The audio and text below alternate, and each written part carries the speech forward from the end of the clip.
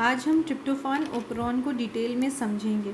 सबसे पहले 1953 में जैक्स मोनॉड ने ई कोलाई में ट्रिप्टोफान ओपेरॉन को डिस्कवर किया।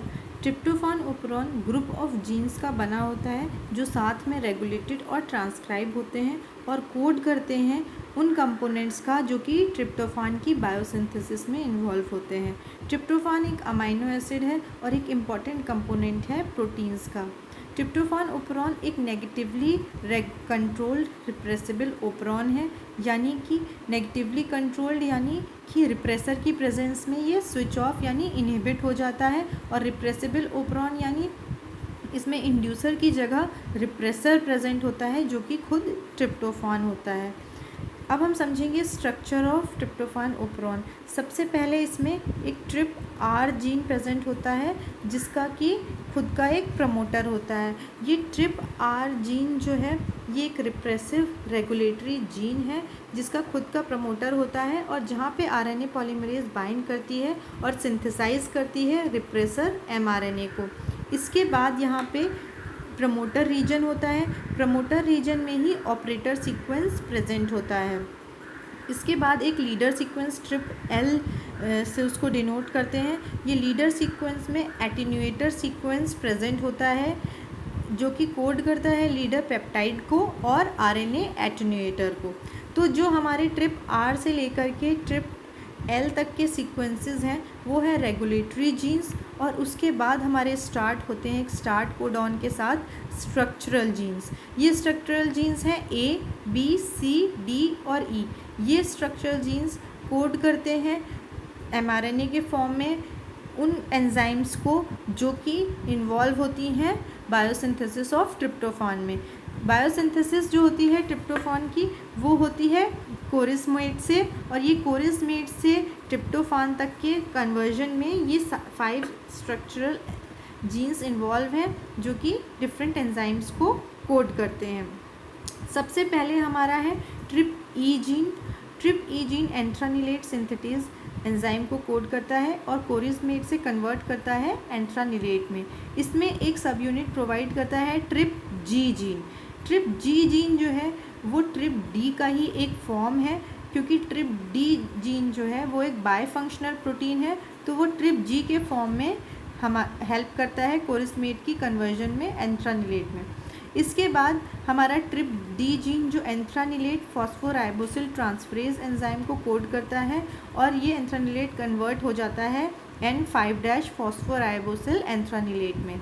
इसके बाद ट्रिप सी जीन का एक बायफंक्शनल फॉर्म है फॉस्फोराइबोसिल एंथ्रानिलेट आइसोमरेज। ये एंजाइम कन्वर्ट कर देता है 1O carboxyphenyl amino 1 deoxy ribulose 5 phosphate में। इसके बाद ट्रिप सी जो है जीन वो एक एंजाइम को कोड करता है जो है इंडोल ग्लिसरॉल फॉस्फेट सिंथेसेज। ये जो है कन्वर्ट कर देता है इसको इंडोल 3 ग्लिसरॉल फॉस्फेट में। इसके बाद ट्रिप ए और ट्रिप बी जीन्स ट्रिप्टोफान सिंथेसेज की 2 सब यूनिट्स को कोड करते हैं। ये दोनों सब यूनिट्स इनको कन्वर्ट करती है ट्रिप्टोफान में। तो ये हमारा ट्रिप्टोफान का बायोसिंथेटिक पाथवे है, और ये हमारे स्ट्रक्चरल जीन्स हैं जो कि एमआरएनए के फॉर्म से ट्रांसलेट होकर के इन एंजाइम्स को कोड करते हैं। इसके बाद जो हमारा एमआरएनए है ट्रिप ओपेरॉन से ट्रांसक्रिप्शन के बाद जो एमआरएनए बनता है उसकी हाफ लाइफ सिर्फ 3 मिनट्स की होती है।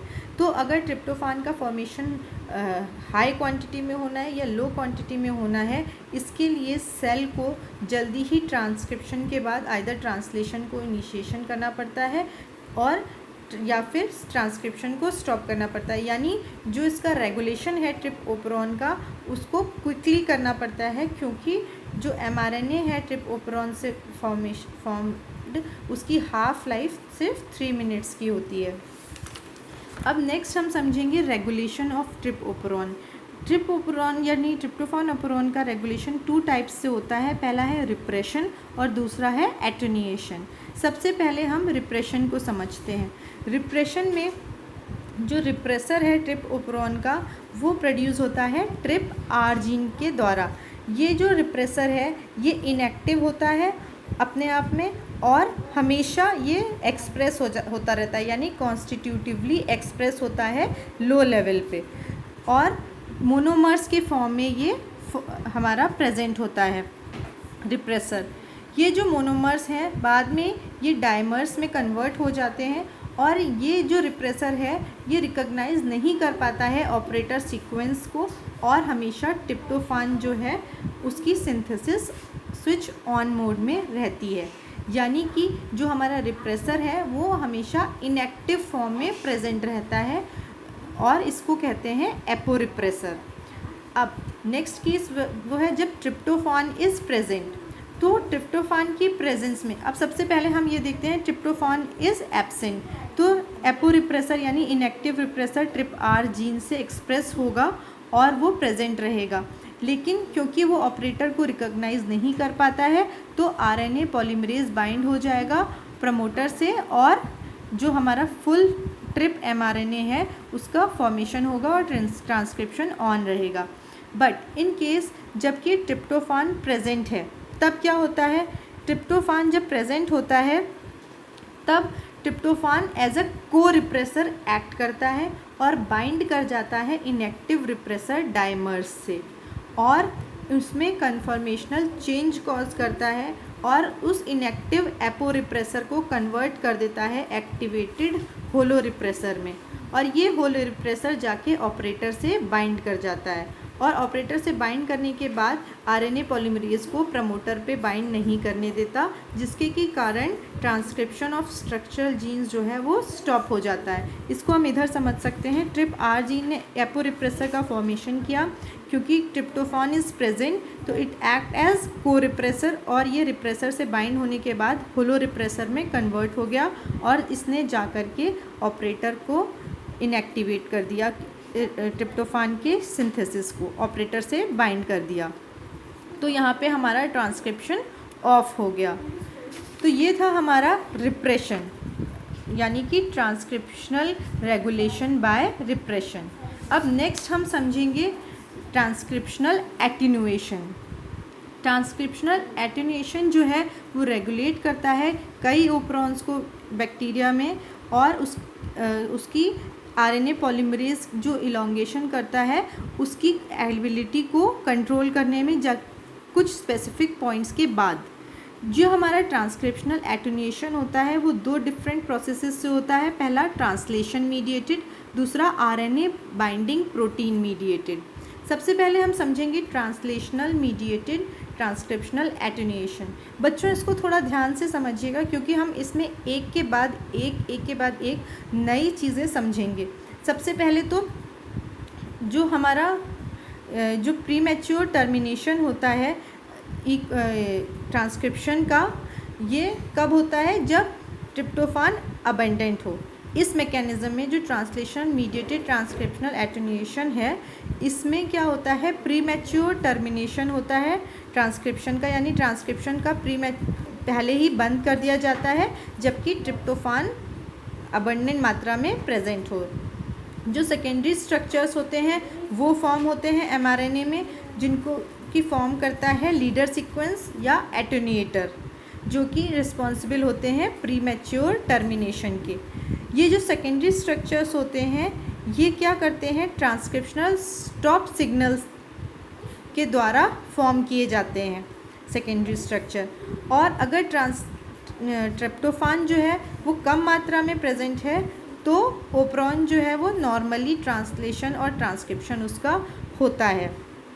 लेकिन जब ट्रिप्टोफान बहुत ज़्यादा मात्रा में प्रेजेंट हो, यानी प्लेंटीफुल हो, तो ट्रांसक्रिप्शन जो हो जाएगा टर्मिनेट हो जाएगा, प्रीमैच्योर टर्मिनेशन हो जाएगा, जब कि उसका लीडर सीक्वेंस जो है उसका ट्रांसक्रिप्शन हो चुका हो। उसके बाद क्या होगा, लीडर सीक्वेंस के ट्रांसक्रिप्शन के बाद ट्रांसक्रिप्शन स्टॉप सिग्नल्स जो हैं वो सेकेंडरी स्ट्रक्चर्स का फॉर्मेशन कर देंगी और ट्रांसक्रिप्शन स्टॉप हो जाएगा।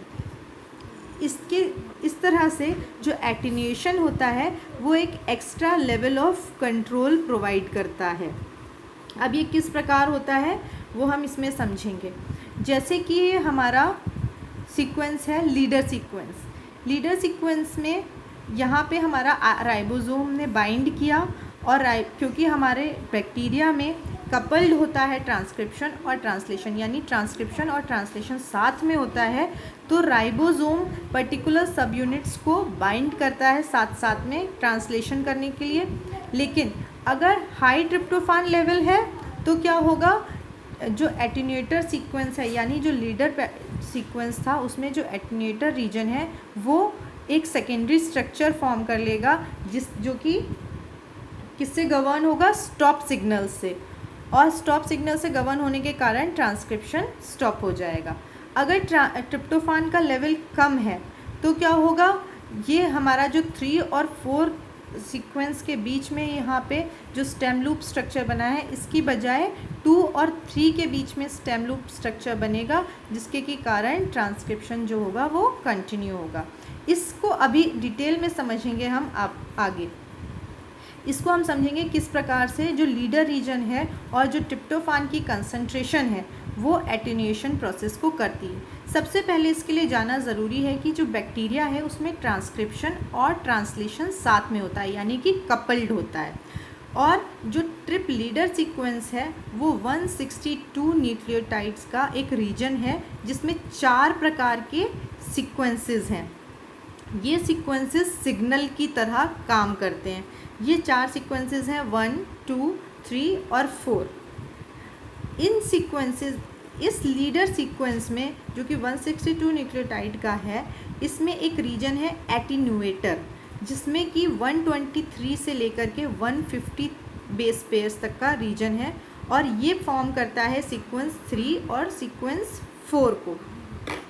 इसमें और जो जानने वाली बात है वो ये है कि ये जो सीक्वेंस 3 और सीक्वेंस 4 हैं ये एक GC रिच रीजन से एक स्टेम लूप स्ट्रक्चर फॉर्म कर देते हैं, यानी कि mRNA में G और C पास आ जाएगा तो एक स्टेम लूप जैसा स्ट्रक्चर फॉर्म हो जाएगा, जैसे कि आप यहाँ पे देख रहे हैं स्टेम लूप का स्ट्रक्चर फॉर्म होगा। और ये फॉलो होता है 8A 8U रेजिड्यूज से, यानी कि 8 U प्रेजेंट होते हैं, तो ये हमारा टर्मिनेशन सीक्वेंस आ जाता है, जिसके के कारण ट्रांसक्रिप्शन टर्मिनेट हो जाता है। ये रीजन प्रेजेंट होता है 3 और 4 सीक्वेंस में, एटीन्यूएटर रीजन में। इसके बाद हमारा जो एटीन्यूएटर स्ट्रक्चर है वो एक्ट करता है ट्रांसक्रिप्शन टर्मिनेटर की तरह। इसके बाद जो हमारा इनिशिएशन है आरएनए सिंथेसिस का, अगर वो इनिशिएशन स्टार्ट हो चुका है, यानी कि जो हमारा ट्रिप ओपरॉन है वो रिप्रेस्ड नहीं है एपो रिप्रेसर या होलो रिप्रेसर के द्वारा, वो अगर रिप्रेस्ड नहीं है तो इनिशिएशन स्टार्ट हो जाएगा। तो अगर हमारा लीडर सीक्वेंस से इनिशिएशन स्टार्ट हो चुका है तो अगर ट्रिप्टोफान की जो कंसंट्रेशन है, यहाँ पे जैसे हम देख रहे हैं, अगर ट्रिप्टोफान की कंसंट्रेशन जो है वो हाई है तो क्या होगा, लीडर रीजन में ही एटीन्यूएटर सीक्वेंस पे जा कर के हमारा ट्रिप्टोफान ओपरॉन का ट्रांसक्रिप्शन टर्मिनेट हो जाएगा, यानी बंद हो जाएगा। तो सिर्फ लीडर रीजन जो कि हमने यहाँ पे देखा था, सिर्फ ये लीडर प्रमोटर से लेकर लीडर रीजन तक ही हमारा ट्रांसक्रिप्शन होगा, और एटीन्यूएटर पे आके ये ट्रांसक्रिप्शन स्टॉप हो जाएगा। तो ये जो जितना आरएनए बनेगा वो अराउंड 40 न्यूक्लियोटाइड्स का आरएनए हमारा सिंथेसाइज होगा इस केस में। अब हम थोड़ा ऑर्गेनाइजेशन समझ लेते हैं, लीडर रीजन का ऑर्गेनाइजेशन क्या होता है। जो लीडर रीजन है उसमें बेसिकली वो स्टार्ट होता है AUG स्टार्ट कोडॉन से, और वो स्टॉप होता है UGA स्टॉप कोडॉन से, और इस बीच में ये 14 अमाइनो एसिड्स को कोड करता है। इन अमाइनो एसिड में 10 और 11 पोजीशन पे 2 जो हैं वो ट्रिप्टोफान के कोडॉन्स हैं, UGG और UGG। ये दोनों ट्रिप्टोफान के कोडॉन्स हैं 10 और 11 पोजीशन पे। इसके बाद ये हमारा 1 सीक्वेंस रीजन में आता है। इसके बाद एक 2 सीक्वेंस रीजन है, एक 3 सीक्वेंस रीजन है, और ये 4 सीक्वेंस रीजन। 3 और 4 सीक्वेंस रीजन एटीन्यूएटर में आते हैं, और 10 और 11 पोजीशन पे हमारा ट्रिप कोडॉन है। तो अब क्या होगा, अब हम इसका मैकेनिज़्म समझते हैं कि कैसे हमारा 3 और 4 के बीच में पेयरिंग होती है, या 2 और 3 के बीच में पेयरिंग होती है। तो सबसे पहले अगर ट्रिप्टोफान की कंसंट्रेशन ज़्यादा है तो क्या होगा, ट्रिप्टोफान की अगर मीडियम में कंसंट्रेशन ज़्यादा है तो ट्रिप्टोफान का जो अमाइनो एसिड है, जब हमारा ट्रांसलेशन होगा तो ट्रिप्टोफान जो टीआरएनए है उसकी कंसंट्रेशन भी ज़्यादा होगी, चार्ज ट्रिप्टोफान टीआरएनए की। तो जब ट्रांसलेशन और ट्रांसक्रिप्शन साथ में होगा तो ट्रांसक्रिप्शन के साथ साथ ट्रांसलेशन बहुत जल्दी होने लगेगा, क्योंकि क्या होगा, जो वन सीक्वेंस है यहाँ पे, जो वन सीक्वेंस है उसमें अगर चार्ज ट्रिप्टोफान टीआरएनए की ज़रूरत है तो वो इजीली प्रोवाइड हो जाएगी, तो ट्रांसलेशन जल्दी से 2 कोडॉन पे आ जाएगा और सीक्वेंस 1 को जल्दी से कंप्लीट कर लेगा ट्रांसलेशन को, और सीक्वेंस 2 में घुस जाएगा। ये सीक्वेंस 2 में तब एंटर कर जाएगा कब, जबकि सीक्वेंस 3 की सिंथेसिस हो, उससे पहले ही वो सीक्वेंस 2 में एंटर कर जाएगा, क्योंकि राइबोसोम ने सीक्वेंस 2 को बाइंड कर रखा होता है उस टाइम पे, तो वो अवेलेबल नहीं होता है कि वो पेयर करे सीक्वेंस 3 से, जबकि वो सिंथेसाइज हो रहा होता है। तो सीक्वेंस 3 जब सिंथेसिस होगी तो सीक्वेंस 2 पे राइबोसोम बाइंड रहेगा, इसकी वजह से सीक्वेंस 3 जो होगा वो सीक्वेंस 4 के साथ एटीन्यूएटर स्ट्रक्चर बना लेता है, जिसके के कारण ट्रांसक्रिप्शन स्टॉप हो जाता है। इसको हम यहाँ पे इजीली समझ सकते हैं। अगर हाई ट्रिप्टोफान कंसंट्रेशन है तो क्या होगा, 10 और 11 पोजीशन पे जो कि सीक्वेंस 1 में है, इजीली चार्ज टीआरएनए जो है ट्रिप्टोफान का इजीली अवेलेबल हो जाएगा, जिसके के कारण राइबोसोम जल्दी से ट्रांसलेशन करके सीक्वेंस 2 में एंटर कर जाएगा, जब तक कि हमारा सीक्वेंस 3 जो है वो सिंथेसाइज भी नहीं होता है तब तक। जब सीक्वेंस 3 सिंथेसाइज होता है तो जो 2 है वो हमारा ऑलरेडी इंगेज है, इसकी वजह से ये सीक्वेंस 3 सीक्वेंस 4 के साथ बाइंड कर जाता है, जिसकी वजह से ट्रांसक्रिप्शन स्टॉप हो जाता है। अब दूसरा केस तब है जबकि हमारा ट्रिप्टोफान की अवेलेबिलिटी यानी कंसंट्रेशन मीडियम में कम है। तो क्या होगा, सीक्वेंस 1 पे हमें चार्ज्ड टीआरएनए जो है वो नहीं मिलेंगे राइबोसोम को, जिसके के कारण राइबोसोम सीक्वेंस 1 पे रुक जाएगा और सीक्वेंस 2 फ्री रहेगा जब तक कि सीक्वेंस 3 का ट्रांसक्रिप्शन कंप्लीट होगा, जिसके के कारण 2 और 3 जो है रीजन्स ये आपस में स्टेम लूप स्ट्रक्चर फॉर्म कर लेंगे, और क्योंकि ये टर्मिनेशन सीक्वेंस नहीं है इसके के कारण ट्रांसक्रिप्शन कंटिन्यू रहेगा। अब हम यहाँ पे देख सकते हैं लीडर रीजन में यहाँ पे स्टार्ट कोडॉन है, यहाँ स्टॉप कोडॉन है, यहाँ 10 और 11 पोजीशन पे ट्रिप कोडॉन्स हैं, और 1 और 2 ये हमारा पॉज रीजन है, यानी या तो राइबोसोम 1 पे स्टॉप होगा या 2 पे स्टॉप होगा, और ये जो हमारा 3 और 4 ट्रांसक्रिप्शन टर्मिनेशन रीजन है। इसके बाद AUG यानी स्टार्ट कोडॉन से स्ट्रक्चरल जीन्स का ट्रांसक्रिप्शन स्टॉप होता है। तो हमें ये समझ में आता है कि अगर 2 और 3 आपस में बाइंड करेंगे तो वो एंटी टर्मिनेशन रीजन होगा, जिसकी की वजह से ट्रांसक्रिप्शन कंटिन्यू करेगा, और सीक्वेंस 3 और 4 बाइंड करेंगे तो ट्रांसक्रिप्शन टर्मिनेट हो जाएगा। यानी कि जब ट्रिप्टोफान की कंसंट्रेशन लो होगी तो राइबोसोम स्टॉप हो जाएगा सीक्वेंस 1 पे due to unavailability of charged trp tRNA, जिसकी वजह से सीक्वेंस 2 रिमेन्स फ्री, जबकि व्हेन सीक्वेंस 3 इज सिंथेसाइज्ड और 2 और 3 पेयर कर जाएंगे और ट्रांसक्रिप्शन कंटिन्यू रहेगा। अब हमारा नेक्स्ट पार्ट आता है RNA binding protein mediated attenuation. ये कब होता है, ये अकर होता है बैसिलस सबटिलिस में। ये होता है mediated by RNA binding terminator protein, जिसको हम TRAP भी कहते हैं, यानी trip RNA binding attenuation protein. ये जो ट्रैप है ये एक्टिवेटेड होता है ट्रिप्टोफान से, और एक्टिवेट होने के बाद ये बाइंड कर जाता है एक सीक्वेंस से जो कि प्रेजेंट होता है लीडर सेगमेंट में mRNA की।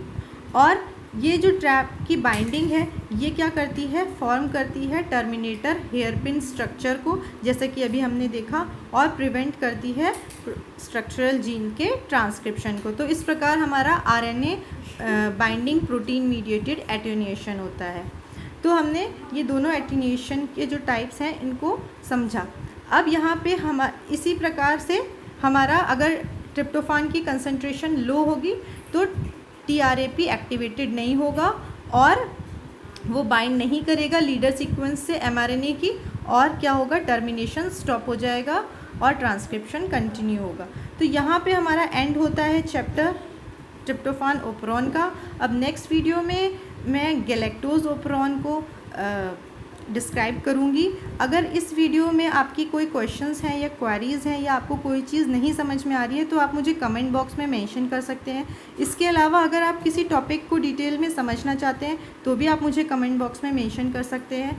और इसके साथ जैसे मैं हमेशा कहती हूँ, अगर आपको मेरे वीडियोस पसंद आ रहे हैं तो नॉलेज हमेशा शेयरिंग से ही बढ़ती है, तो मेरे वीडियोस को लाइक, शेयर और सब्सक्राइब करना मत भूलिएगा।